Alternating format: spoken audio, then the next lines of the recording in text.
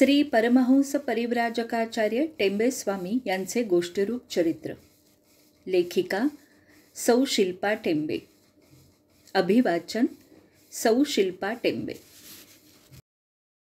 श्री परमहंस परिव्राजकाचार्य वासुदेवानंद सरस्वती टेंबे स्वामी महाराज की जय. श्रीराम. अध्याय 5. वासुदेव शास्त्री रोजच्या प्रापंचिक कटकटी क्लेश यांना कंटाळले होते. हा संसार सोडून द्यावा व संन्यास ग्रहण करावा असे त्यांच्या मनात विचार येत. ते कधीही आपल्या घरातील भांडणे क्लेश बाहेर सांगत नसत. त्यांना नेहमी प्रश्न पडे की आपली आई इतकी प्रेमळ साध्वी असताना ती सुनेशी अशी का वागते. रोज नित्य नवे कलह, तेही इतके क्षुल्लक की व्यवहाराशी त्याचा संबंध नसे. नुसते बघत बसण्यापलीकडे शास्त्रीबुवा काही करू शकत नसत. मनस्थिती पूर्ण विदीर्ण झालेली होती. संसारापासून विरक्ती यायला लागली होती. जडून पुढील कार्यासाठी नियतीने ही तयारी चालू केली होती. एके दिवशी अशाच खिन्न मनस्थितीत सावंतवाडीला त्यांचे मित्र आळवणी वैद्य यांच्याकडे आले. आळवणी वैद्य हे निष्णात वैद्य होते. विविध प्रकारच्या वनस्पती रसायने यांपासून ते औषधं तयार करत व रोगनिवारण करत. भर दुपारी शास्त्रीबुवा आलेले पाहून आळवणी वैद्य म्हणाले, बरे केलेत आलात ते. चला, आपल्याला एक विष्णुपंत अणावकर म्हणून आहेत, त्यांच्याकडे जायचे. ते कूट प्रश्नांची उकल करून सल्ला देतात व पीडितांना मार्गदर्शन करतात. शास्त्रीबुवा म्हणाले, मीही त्यांच्याबद्दल ऐकून आहे. चला आपण जाऊ. दोघेही अणावकरांच्या घरी आले. अणावकरांनी दोघांचे स्वागत केले व शास्त्रीबुवांना जवळ बसवून घेतले व आज जरा वेळ काढून बसा असे ते म्हणाले. आणि शास्त्रीबुवांकडे ते एकटक पाहत राहिले. थोड्याच वेळात त्यांच्या डोळ्यातील भाव बदलले. शरीरास कंप सुटला व ते शास्त्रीबुवांना म्हणाले, शास्त्रीबुवा, तुम्ही उदास का? मनात संन्यास घ्यायचा विचार आहे, वैराग्य आले आहे, परंतु आता ती वेळ अजून आलेली नाही आहे. पुढे जाऊन खूप मोठे कार्य तुमच्या हातून होणार आहे, परंतु माणगाव सोडण्याची ही वेळ नाही. हे ऐकून शास्त्रीबुवा चकित झाले. त्यांना आश्चर्य वाटले की आपण एकही शब्द न बोलता यांनी आपल्या मनातील कसे ओळखले. शास्त्रीबुवांनी त्यांना विनवणी केली की आपण दुसऱ्यांच्या मनातील भविष्यातील गोष्टी क्षणात कशा काय ओळखता ते कृपया सांगावे. अणावकर बोलते झाले की मी एक संबंध आहे. मी एक ब्राह्मण होतो, परंतु गोहत्येचे पातक घडल्याने संबंध झालो. माझे वय 250 होऊन गेले आहे, परंतु या स्थितीत अजून 10,000 वर्ष राहून सत्कार्य करावयाचे आहे, म्हणजे मला मुक्ती मिळेल. सध्या या अणावकरांच्या देहाचा आश्रय घेऊन राहिलो आहे व पीडितांना मार्गदर्शन करून पापक्षालन करत आहे. तुमचा भविष्यकाल उज्ज्वल आहे. खूप मोठं कार्य आपल्या हातून घडणार आहे. यापेक्षा अधिक काही सांगायची आत्ता वेळ नाही. वासुदेव शास्त्री यांची परंपरा थोर होती. आजोबा हरिभट हे दत्तभक्त होते. सदैव गुरुचरित्राची पारायण ते करत असत. वडील गणेशपंत गाणगापुरी दत्तचिंतनात व्यग्र असत. दत्ताज्ञेनेच माणगावी येत. वासुदेव शास्त्र्यांच्या मागे दत्तभक्तीचा वारसा पिढ्यानपिढ्याचा होता. त्यांची आध्यात्मिक प्रगती होण्यास सुरुवात झाली होती. प्रत्यक्ष दत्तगुरूंनी त्यांना मार्गदर्शन करावयास सुरुवात केली होती. माणगावी एका डोंगरावरती सिद्ध महापुरुषाची गुहा म्हणून एक स्थान आहे. अत्यंत निसर्गरम्य असे हे ठिकाण आहे. चहूबाजूला भरपूर झाडी, रान, पशु पक्षी, माकडे, खारी असे सर्व प्राणी असलेले हे स्थान आहे. त्यामध्ये आड रानात ही गुहा आहे. ही गुहा म्हणजे नैसर्गिक चमत्कारच आहे. 2 प्रचंड शिला त्रिकोणी आकारामध्ये एकमेकांवर स्थित आहेत. या नैसर्गिक त्रिकोणामध्ये जी पोकळी तयार झाली आहे तिथे चौथऱ्यावर दत्तपादुका आहेत. आतमध्ये सहज उभे राहता येईल अशी जागा आहे आणि 15-20 फूट रुंद अशी बसावयास जागा आहे.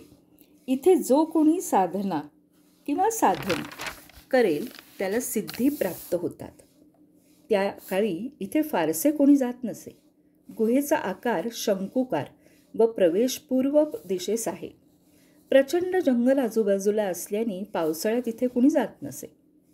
जाण्याची वाट अत्यंत बिकट निसरडी अशी होती. या गुहेमध्ये शास्त्रीबुवा साधनेसाठी जात असत. सिद्धी प्राप्त व्हाव्या, आत्मसाक्षात्कार होऊन दत्तचरणी स्थिर राहून मनास शांती मिळवावी हा त्यांचा हेतू होता. घरातील कटकटी भांडणं यापासून दूर राहून येथे येऊन ते वेळी अवेळी साधना करत असत. असेच एक दिवस साधना करून शास्त्रीबुवा गुहेच्या दारात आले आणि त्यावेळेला समोर वाघ उभा असलेला त्यांना दिसला. ते परत आतमध्ये गेले. त्या व्याघ्र दर्शनाने ते गर्भगळीत झाले व अंगात कापरे भरून दरदरून घाम सुटला. एका वृक्षाचा आश्रय घेऊन ते ओरडू लागले. आत्माराम जडिये नावाचा माणूस तेथून चालला असता शास्त्रीबुवांची ही अवस्था बघून त्यांनी वाघास पिटाळून लावले व त्यांना धीर देऊन घरी आणून सोडले. अशा रीतीने दत्तप्रभूंनी बुवांचे वेळी अवेळी फिरणे थांबवण्यासाठी व्याघ्र रूपात दर्शन दिले. या प्रसंगानंतर शास्त्रीबुवांच्या त्या गुहेशी संबंध संपला. शास्त्रीबुवांचे प्राणीमात्रांवर खूप प्रेम होते. ते सदैव निसर्गाच्या सहवासात रमत असत. प्राण्यांची नक्कल करणं, पक्ष्यांना आवाज काढून प्रतिसाद देणं त्यांना आवडे. वरून कठोर दिसत असले तरी मनाने ते अत्यंत कोमल होते. अनेक सिद्धी प्राप्त होत्या तरी त्याचा कधीही स्वहितासाठी उपयोग न करता परोपकारासाठीच उपयोग केला. माणगावी असताना अनेक चमत्कार केले. भूतपिशाच बाधा निवारल्या. बालपणापासून त्यांना योग शिकण्याची खूप आवड होती. हठयोग साधना करून निर्विकल्प समाधी गाठावी अशी त्यांच्या मनात तीव्र इच्छा उत्पन्न झालेली होती. याक्षिणी मंदिरामध्ये अनेक प्रकारचे साधू बैरागी कानफाटे येत असत. एके दिवशी शास्त्रीबुवांनी देवळात जाऊन एका साधूचे पाय धरले व योग शिकवावा म्हणून विनंती केली. त्या साधूने शास्त्रीबुवांना सांगितले, तू बिडी धूम्रपान केलेस तर तुला लगेच समाधी प्राप्त होईल. आणि शास्त्रीबुवांना हे खरंच वाटलं. त्यांनी एका मागोमाग एक विड्या ओढून फस्त केल्या.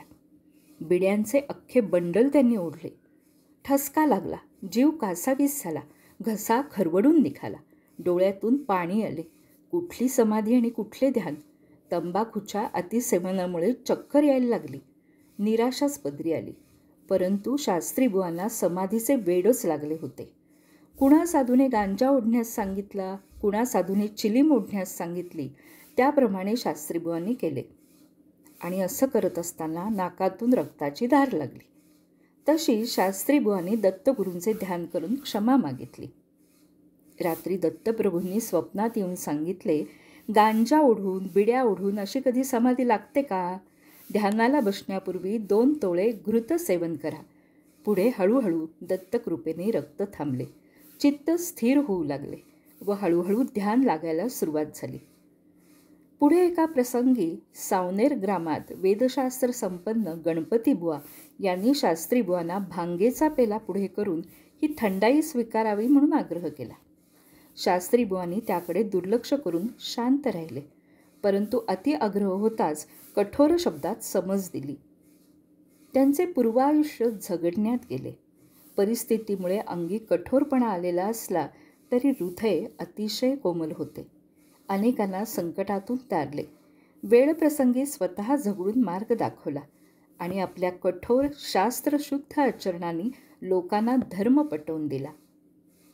संसारातील अडचणींचा, घरातील कलहाचा परिणाम आपल्या चित्तावर होऊ दिला नाही. स्नानसंध्या, योग साधना, पीडितांच्या संकटांचे निवारण, भूतपिशाच बाधा निवारण, औषधोपचार, नित्यकर्म या दिनक्रमामध्ये दिवस सरत होते. घरी आई पत्नीची कटकट, भांडणं मौन स्वीकारून स्वस्थ राहून पाहत होते. साधकावस्थेचा हा आरंभ होता. सदैव दत्तगुरूंचे स्मरण, चिंतन ते करत असत. दत्तगुरूही आपल्या या शिष्यास मार्गदर्शन करीत, आज्ञेप्रमाणे वागण्यास भाग पाडत. अवधूत चिंतन श्री गुरुदेव दत्त.